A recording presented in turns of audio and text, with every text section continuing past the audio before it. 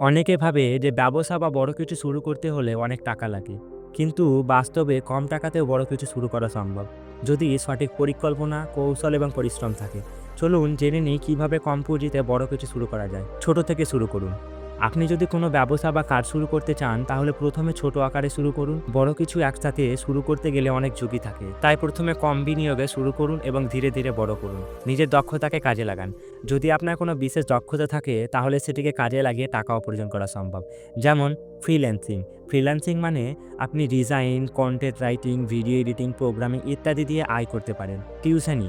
ভালোভাবে পড়াতে পারলে শিক্ষাদানের মাধ্যমে উপার্জন করা যায়, যেটা আমি করি। হাতের কাজ, হস্তশিল্প বা ঘরোয়া খাবার বিক্রি করা যেতে পারে। অনলাইনের সুবিধা নিন।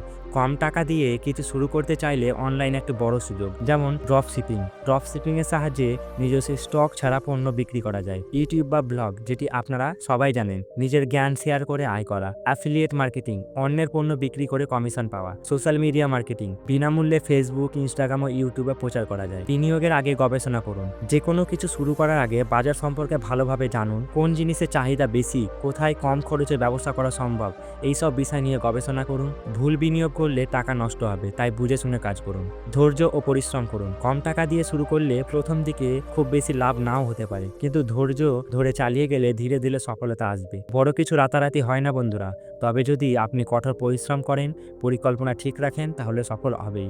বড় কিছু শুরু করতে প্রচুর টাকা লাগে, এই ধারণাটি ভুল। সঠিক পরিকল্পনা, কঠোর পরিশ্রম ও অনলাইন মাধ্যমে সুযোগ কাজে লাগিয়ে কম টাকাতেও বড় কিছু শুরু করা সম্ভব। তাই ভয় না পেয়ে ছোট থেকে শুরু করুন, ধাপে ধাপে এগিয়ে যান, সফলতা আসবে। তো বন্ধুরা, আপনি কিভাবে কম টাকায় কিছু শুরু করতে চান কমেন্টে লিখে জানান। আপনি যদি এই বিষয়ে আরো জানতে চান বা নিজের অভিজ্ঞতা আমাদের সঙ্গে শেয়ার করতে চান তাহলে কমেন্টে লিখে জানান। এই ভিডিওটি ভালো লাগলে লাইক ও শেয়ার করুন এবং চ্যানেলটি সাবস্ক্রাইব করতে ভুলবেন না।